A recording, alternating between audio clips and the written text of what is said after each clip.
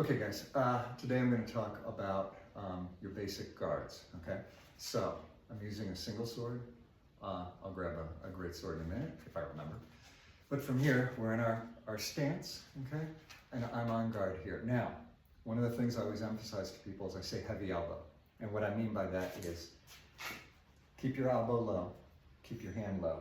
My wrist and my elbow are almost parallel to the ground, okay? The reason for this is I find people under stress, especially if someone's attacking high, they gradually raise their hand up until it's here and their abdomen and legs are completely exposed, okay? So heavy elbow, keep that elbow down, resist the urge to let it rise up, okay? And your guards are simply, and I'm not gonna bother talking about the historical names of them or the fencing numbers, okay? It's just going to be a high guard right, a high guard left, a low guard right, and a low guard left, okay? And there's a couple ways you can do it. You can, I'm gonna use the terms pronated and supinated. Supinated hand up, pronated hand down. So knuckles up, palm up.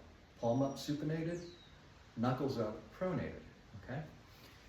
For each guard, your hands can be either way, okay? Especially the low guard. So from here, a supinated guard to my left low. I can also do a pronated guard to my left low. Pronated right low, supinated, okay?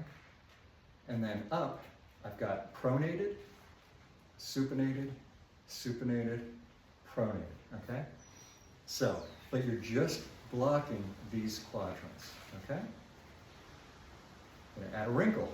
This is your standing guard. You can also do hanging parries, okay? What's a hanging parry? It's when your hand is above the blade.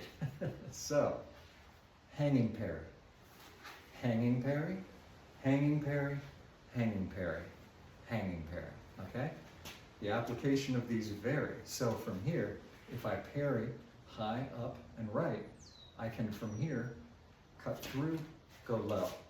If I do a hanging guard, high, up, and right, I can cut over with a molinet. Molinet, I'm going to use the definition here, as a circular movement of the sword, okay?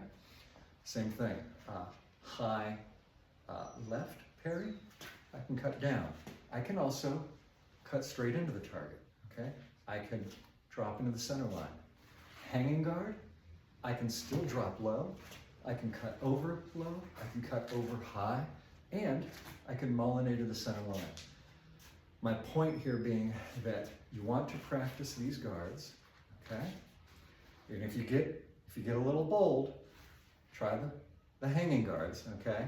And a lot of that is don't grip the sword with a death grip, okay? I've got a nice relaxed grip, especially with the hanging guard here. This is also called octave, if you're interested, okay? And if you look into some historical manuals, particularly with saber, you'll see a very standard guard is here, a hanging guard, right? Also here, okay? I think it was Hutton that talked a lot about that. But practice those guards.